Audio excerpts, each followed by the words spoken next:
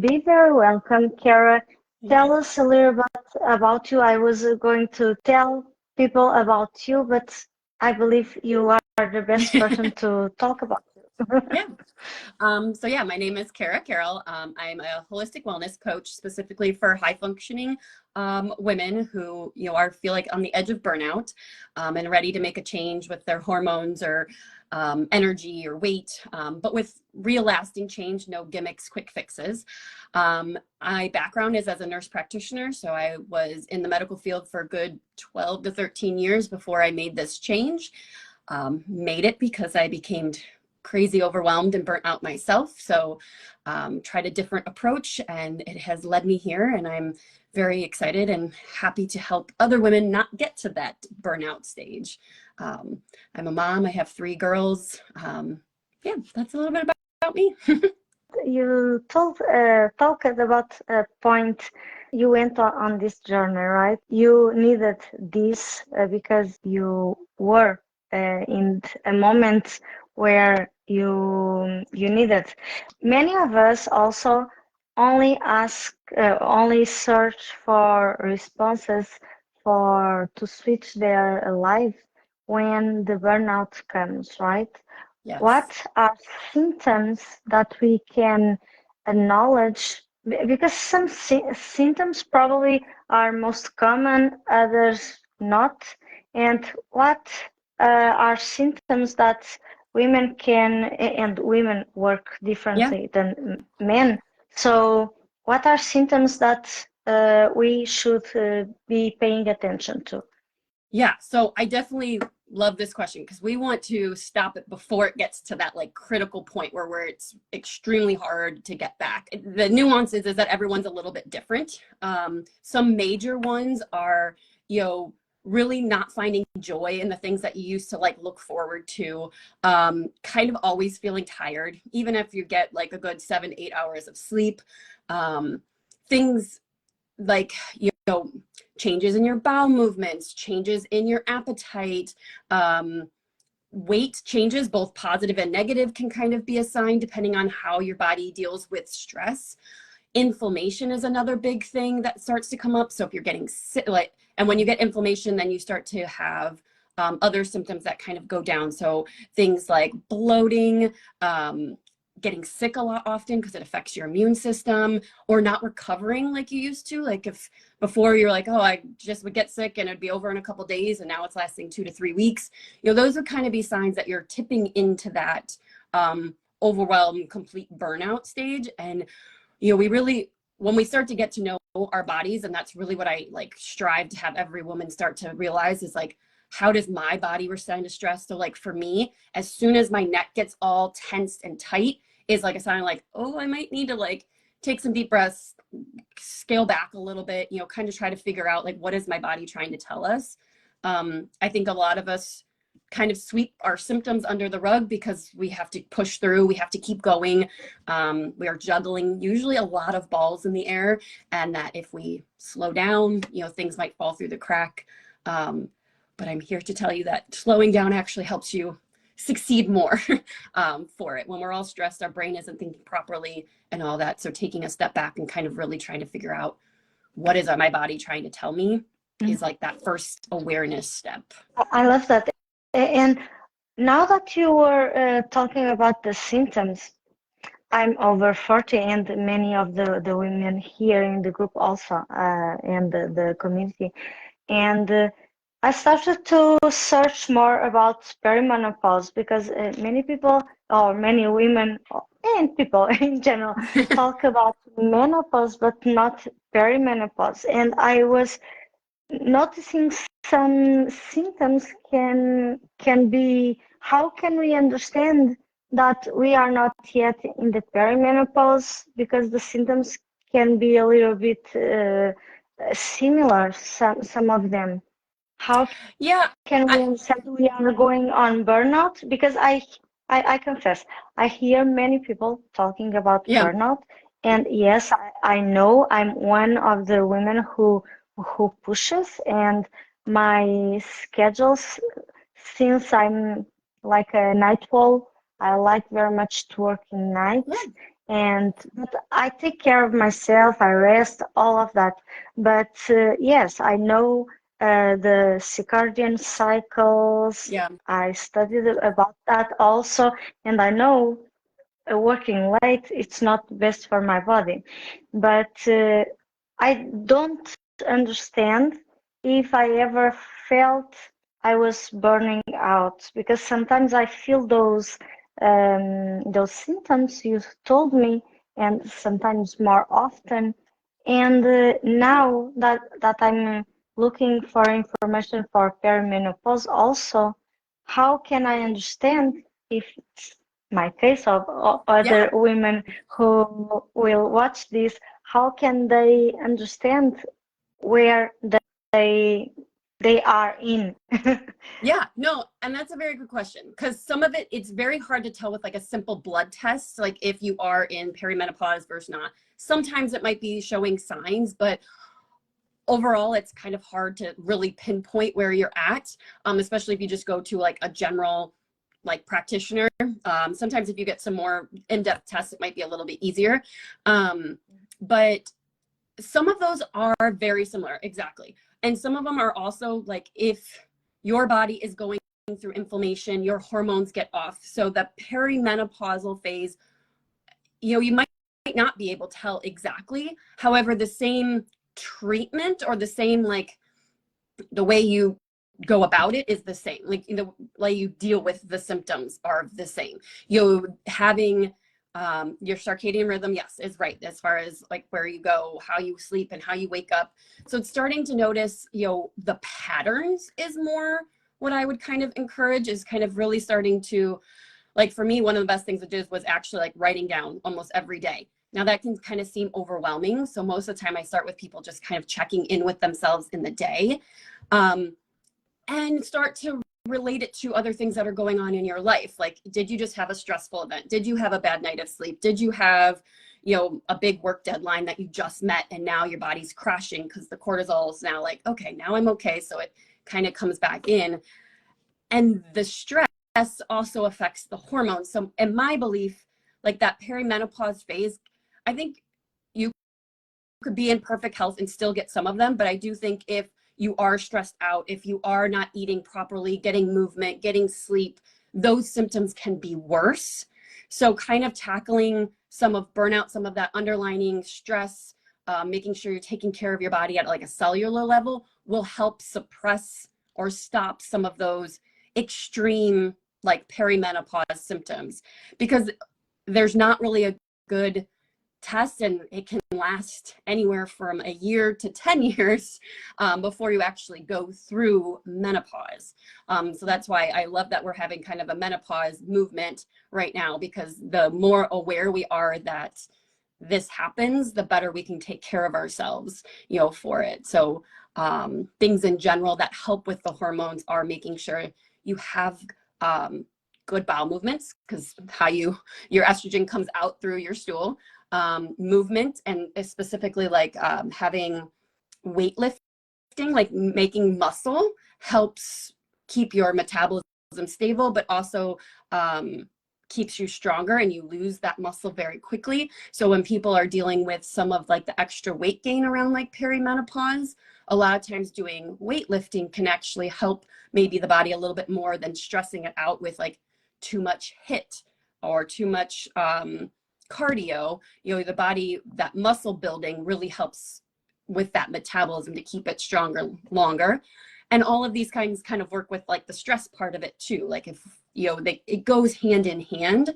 So if you're experiencing symptoms, it's evaluating your day. Like if like I feel most of us know kind of when we're overworked and we've been pushing it aside, and we kind of have made some symptoms like, oh, I'm just in my 40s. This is how it is when I get older. And I hate that for us. Like I hate that, like just saying like it's okay. I do think that we can always start to slowly improve our symptoms. I am in no way a quick fix or like gimmicks, but slow intentional changes, over a long period of time make a huge difference, for it. And they make it sustainable, instead of like if you go on like a crazy diet or crazy workout plan, it actually sometimes creates more stress in your body, which creates everything to be worse instead of actually like helping your health. I love what you talk, and this is so true. I noticed, and I was remembering when we met before, and you were telling a little bit of your journey, and because you came from the traditional medicine, right? Yeah. And then you went to a more holistic part.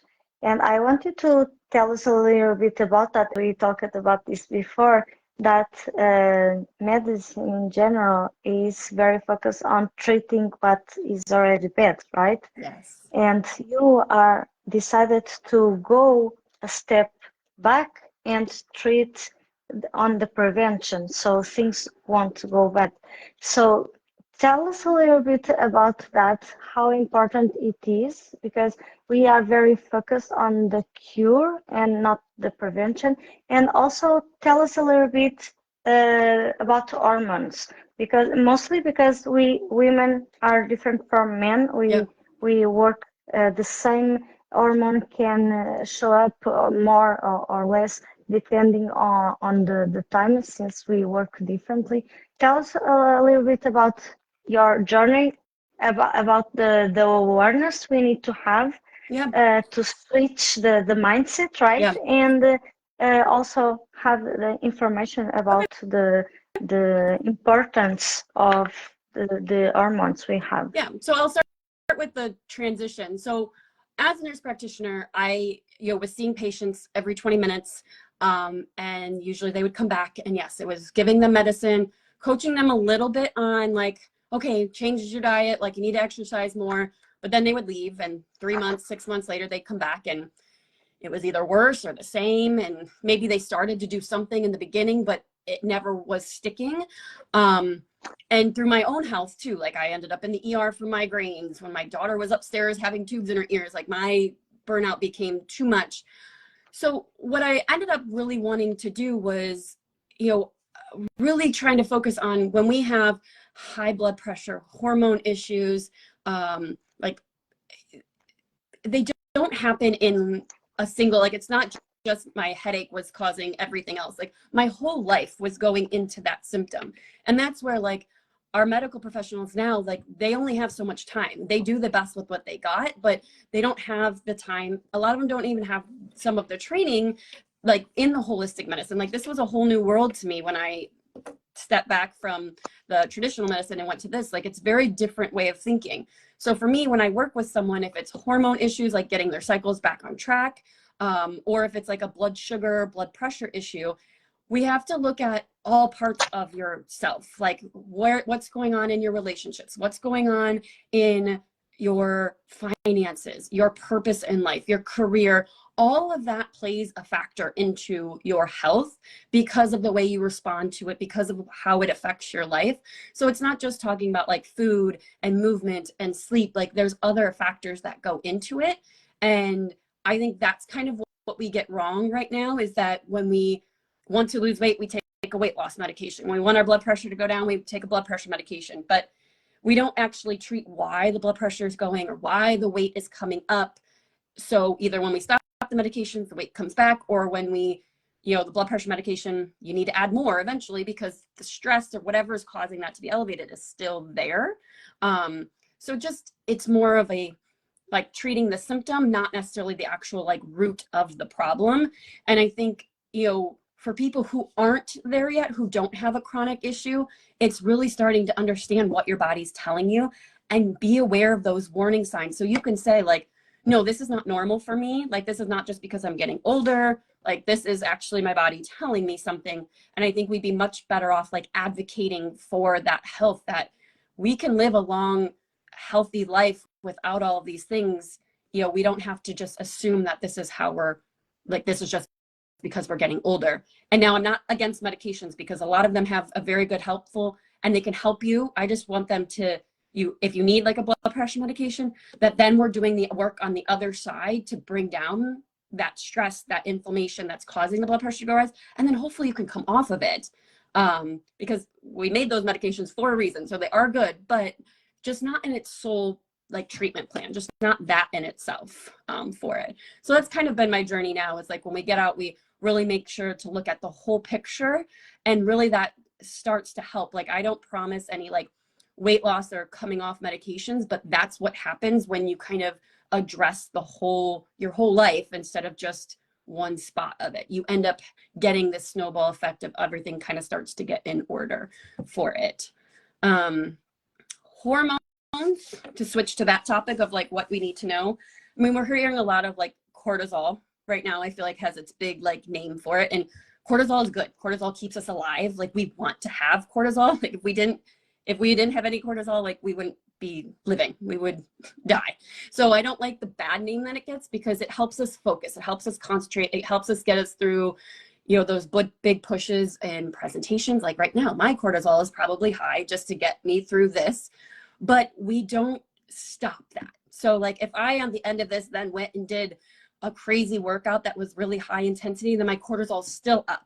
When really we want it to go up and down, we want it to kind of flow. Usually cortisol peaks in the morning and then, you know, slowly goes down. You might have another peak later in the day, but we don't want it to be high the entire time. And that's kind of what the big thing is once you have your stressful moment, we need to come down from it. We need to tell our body that we're safe again, that, you know, back in the old days, it was being chased by, I don't know, mountain lion or something crazy.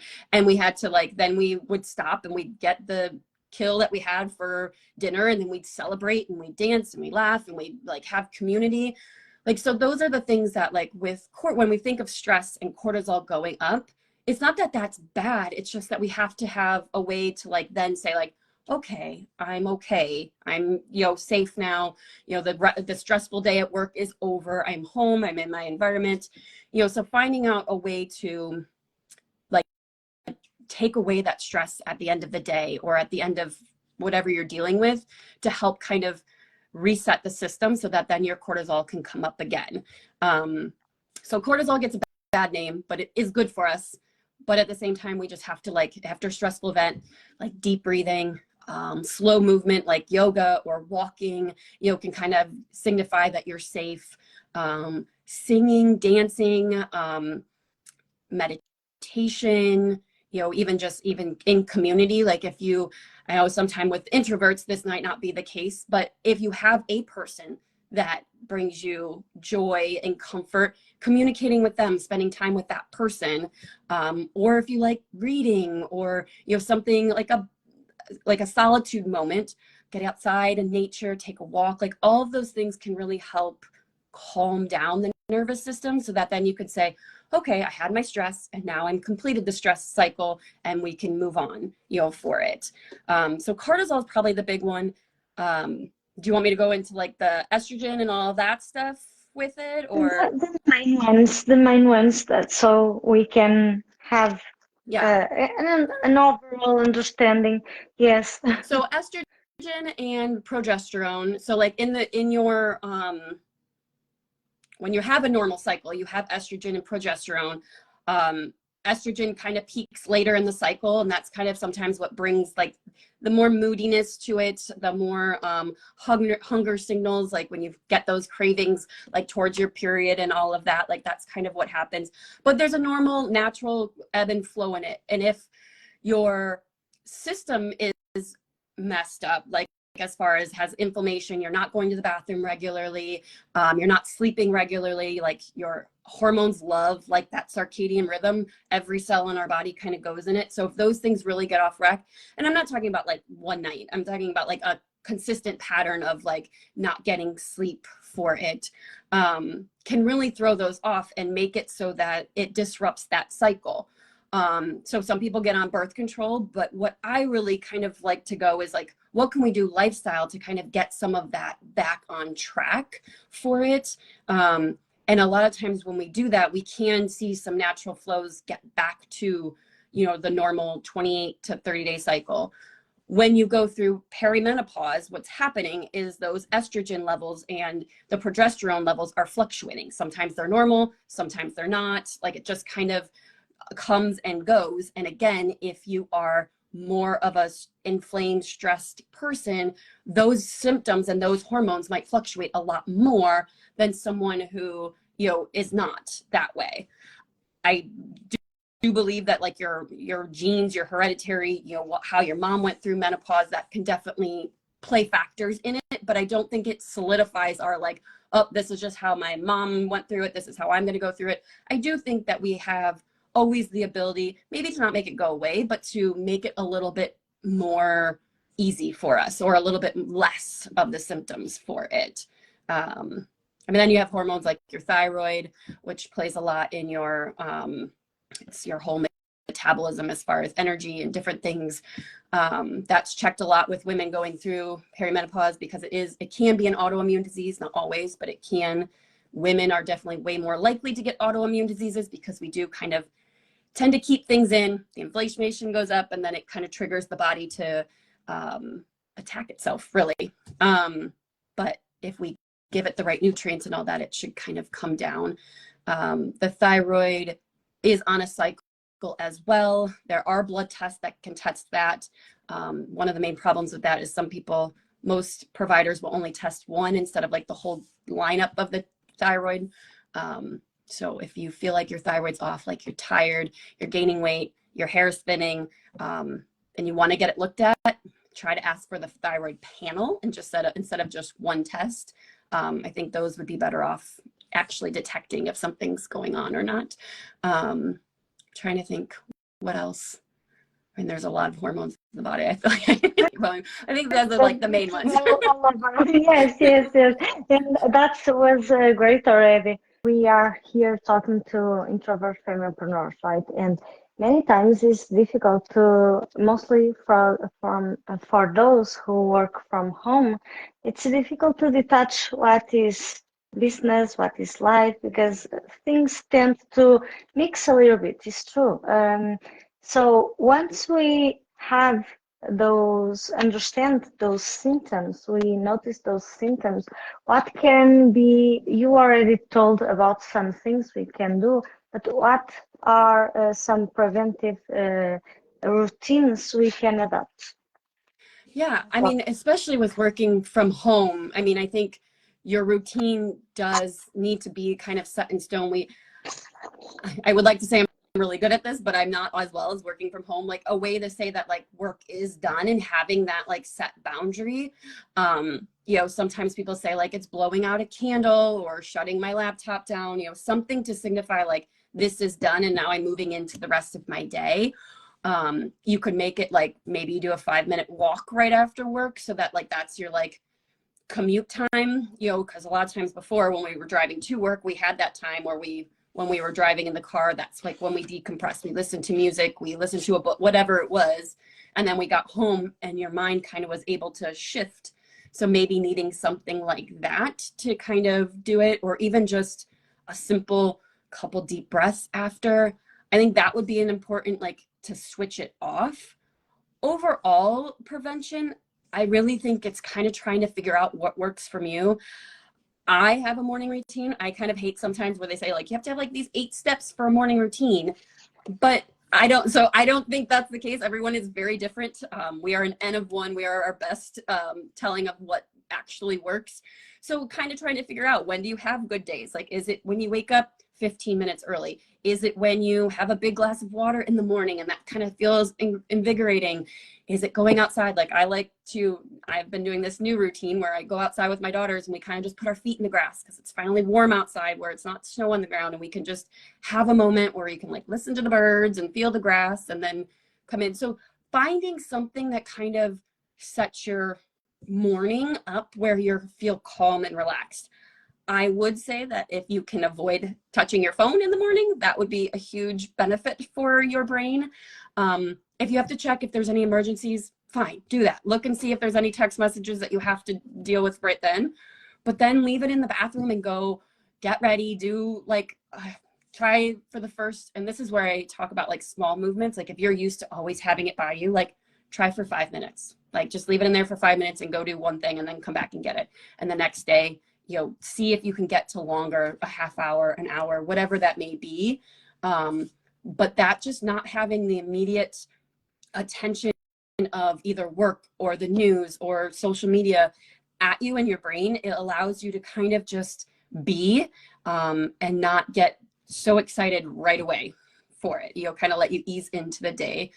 I'm trying to think. Nighttime would be the other like thing. Having a consistent, as much as you can, when we talk about circadian rhythm of getting up at the same time and going to bed at the same time, even if, like you said, you like to work later, even if it's later, just the more the body does it at the exact same time, the better the body sleeps in that time. So if you sleep 4-6 hours, but it's the same 6 hours every time, you will get better sleep than if you do 8 hours one day, 5 hours the next, 7 hours the next day. So like the more you have the same go to bed and wake up routine, the body thrives on that routine.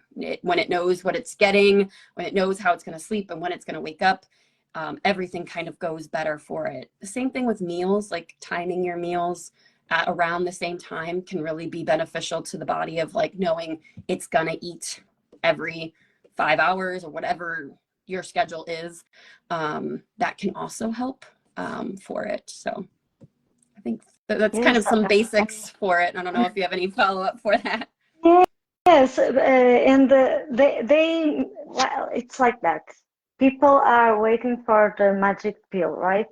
But I always say the small steps compound, and I've been in the journey, and plenty of the things you told now, I've been implementing. And what I will add to follow up with this is, don't do all the changes or the implementations at the same time. Agree. You will burn out, and you will not carry through with all of them, and then you think you will complain about yourself.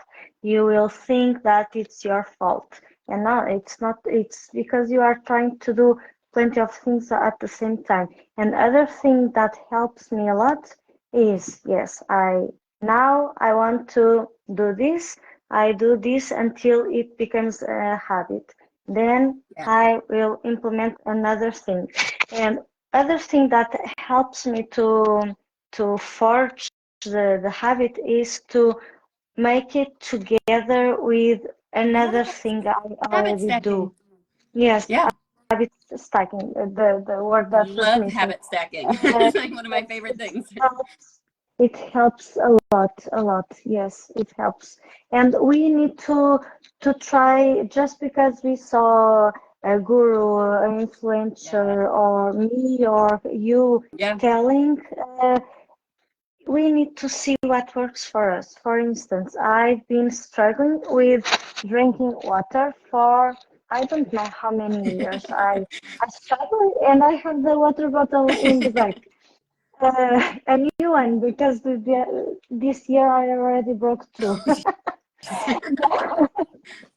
And but this is not enough. This is not enough. I have now, I already tried another app, but now I have an app on the phone, and this is the one which until now is working, depending on what you are trying to work with. You need to try with different coaches, doctors, practices, apps. You need to find better ones for you. Keep trying. Okay, this didn't work. Exactly. It wasn't a mistake or a fail. We didn't fail. We learned that this approach doesn't work. Yeah. Okay, let's try. In Portugal, we have a thing. I'm always bringing things to the conversation. But in Portugal, we have a thing which is there's one. Let me translate well. There's more than one path to Rome. Okay, or all paths go to Rome. So there's not just one way to the end goal. Nowadays, with internet, there's so much information, and it's not that person saying like this is right. The other one is saying like this, it's right, and then that one was wrong. No, they all may work. You just need to find which 100%. better works for Yeah, you, because we are all different people, and that's, we need to yeah. understand that. And I love what you brought, because all of these, although we are in a business community here, this impacts how we Oh, do business and how 100%. we show up for our business. I That's, always say yeah, the way we show up for ourselves will impact how we show up for our business. So yeah. bring me your view about this, and Oh, 100%. specifically for introvert femipreneurs, what is the message you want to give them? I mean, I love everything you just said, because that's like basically one of my pillars of like my program, is that you are an individual and what works for you will be different from every single person in the world, because you have a different outlook on life, your history is different, your body is different, your circumstances around it are different. So just because something doesn't work for you doesn't mean that you are a failure. It just doesn't work. And I think with my coaching, that's one thing that we get to highlight as a lot, is in our meetings, we're like, okay, it didn't work, but why? Like, let's figure out why, let's understand the why, and then either adjust that or try something different, because that's never going to work in you and how you want to live your life. And that's my biggest thing. And specifically, my message is that for women, I think when we are healthy, when we are at our best, the ripple effect that that takes to everyone around us, our family members, our coworkers, the people that we work with or for, it just, it goes and goes. When they see that you are happy and thriving, it just, I've seen it over and over again with the people that I work with. It's just them telling me how this family member does it. This coworker is now looking into this. And it's just, I think the effect that you have of taking care of yourself and putting yourself first is, I don't think we know how great of impact that can really cause. And it keeps you healthy so that you can keep doing your business at the best that you can be. And that has a great impact on the world itself and allows you to keep going and keep striving for that bigger purpose that you have. But we do have to sometimes slow down a little bit to take care of ourselves, to say that it's okay for me to, whatever you need to do, because the benefits, we don't even know how great they could be. And I just think every woman, if we are living our healthy best life, that the ripple effect goes on for generations, the workforce that we impact. I just think it's the same thing with any leader who is good and healthy and has good like work habits. It fluctuates through the whole company. So really, I love to say that, like, self-care is not a sacrifice. It's needed. It is, what will promote your business, what will move it forward, both in your business, but also like your personal life too, and everyone around you there. So yeah, I think taking that step, thinking for yourself for a little bit of your health is so beneficial in the long run for everyone, including you, mostly you, but Yes, everyone else too. yes, I love that. I love that. And one thing that mostly for the ones who are always struggling, and sometimes I feel I'm one of them also, but one thing I I grew up hearing was, "I will rest when I'm dead." Uh, You are talking about future generations and the ripple effect. This is such a nasty message to send, because it seems that we are putting our self-worth on what we do and not on what we are, yeah. right? Yeah. And we are worthy just because of we're human and we're here on this earth. We don't have to earn that by any means. And it's definitely, that is something that I have had to work very hard to understand and actually embody. Leaving my role as a nurse practitioner, like that was my whole identity. And like, it was a big identity shift to say that, no, I am okay, I am worthy just being me without producing anywhere else. So yeah, I mean, I think that I agree completely that that message really hinders all of our success long term. I mean, you look at the people who do push and push and push, and they may look okay from the outside. They may have the accolades, they may have the money, but like, where are they in their health? Where are they in their relationships with the people that, you know, for the last, you know, that's where you have your joy and your happiness. You know, if you're just pushing all the time, these things usually get left behind. And without having any joy and having that purpose and, you know, having a body that's healthy to live these years in, you know, I don't think that the push or those accolades really mean much at the end of it. So. Yes, I agree completely. And you said something I love, which is about identity. Mm-hmm. And do you feel, I feel this, but I wanted to ask you, do you feel women are more attached with identity as being mothers or as being what they do and think they are worthy only for that? Yes, I think we do put a lot in our identity as a mother. Yes, I think that sometimes skews other things. And then, like, especially when we want to be, you know, have a career and be a mother, like, I feel like, yes, that is kind of, sometimes I feel like is a big push pull or like polar opposite ways. And it really, it's hard to find that joy and happiness when those two identities kind of fight each other. I think the free resource that I gave you is about finding like what your values are and your limiting beliefs for your identity, because some of that is we don't know how we actually are identifying ourselves. Like we might be holding on to an identity that we don't really like bring to the surface or know that we're kind of carrying. Like, are we saying that we're only a mom, so that's why we're not succeeding in our business, because we don't really believe that that identity can be true, you know, because we have this mom role and that should always come before everything else, which some people it can, but I feel like there is a place for both of them to live together. But finding that harmony and that, I think, is where that like internal work comes. And that's kind of sometimes that hard stuff of, you know, how much do you want to push in your business versus go to your mom role? Like, what is that for you? And every person that's different. And I don't think there's a right or a wrong answer to what that may be. It's what works for you.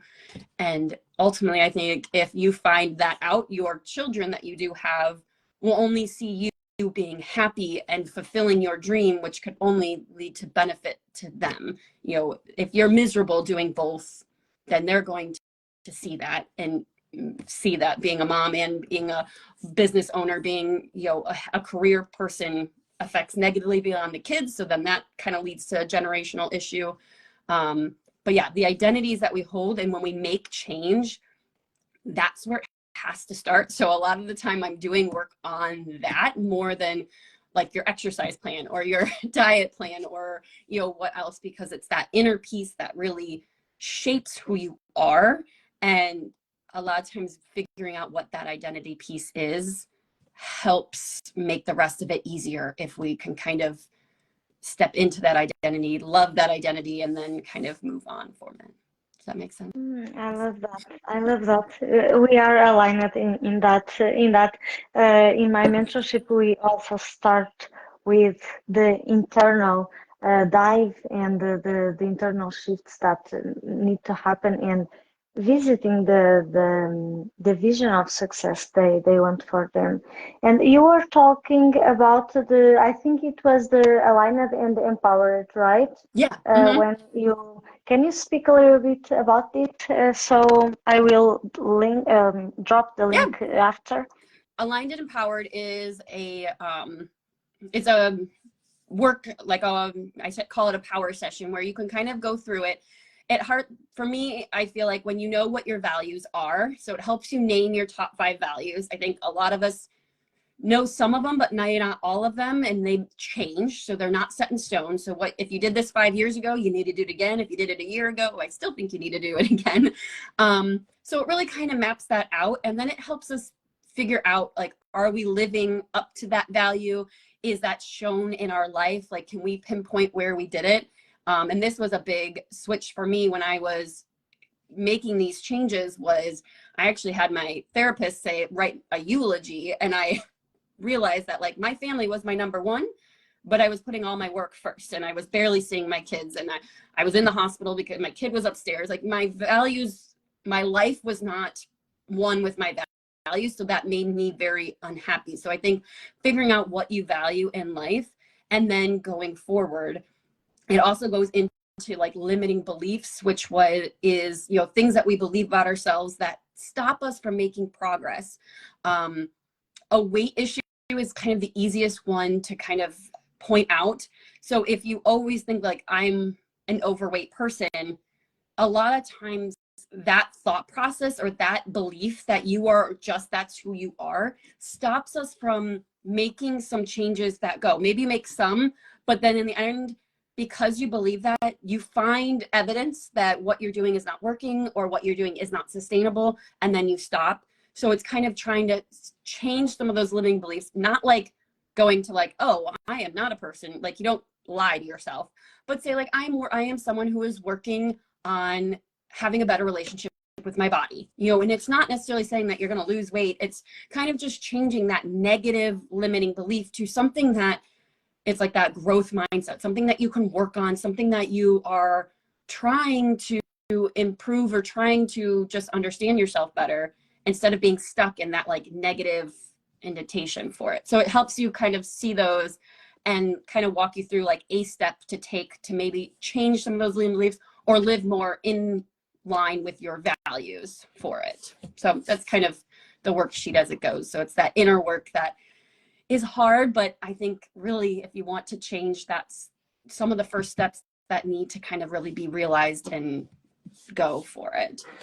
And they are so needed, because many times mostly when starting a business, we are on the doing, and try to reach the goals and Yeah. have a sustainable business and bring cash to home. And many times we start without alignment. That's why I love so much the name you gave, Aligned and Empowered, because I'm very advocate of the alignment also. Yeah. It's so important because many times we do because we see other people doing and we don't make that internal life that is so Yeah. needed. Amazing, amazing. Thank you so much Thank for being here. you. It was such an amazing conversation. Tell us where we can find you. I will drop the links in the description and also the link for the Aligned and Empowered. But tell us where Yeah. we can find you and connect with you. So all my social media and so Facebook and Instagram and my website are all SHEE with KAC .com, or in Instagram or on Facebook. They all link together. So you can find me there. My main offer is, are you okay if I say that? Yes, yes, My yes. main offering is a coaching program. It's called the Root and Rise Method. It's a 3-month program, and we have 4 pillars. A lot of what we talked about here, we go into the medical side of things, kind of really digging up your labs and seeing what those kind of mean, if there's anything missing. And then we do the lifestyle part. So we dive into like the 12 aspects of holistic wellness that I was taught through my program. And then the main piece that goes throughout all of it is the mindset work and the inner identity piece and all of that kind of is woven throughout. And then the last piece of it is the changes and how to make small sustainable changes over time that fit with your life. So we do that over 3 months for it, and that's the coaching program that I offer. But yeah, the freebie is where to start. Go to the link here, and that would probably be the best way to stay in touch with me. I love that. I will leave the link below, the links below. Thank you so much for being here. It Thank was you, such Andrea. a pleasant conversation. For who is watching on replay, leave your questions if you have any questions. Leave your feedback, and we will connect with you and respond to you also. So thank you again, Carol. Thank you. Happy week. Talk soon. Bye bye.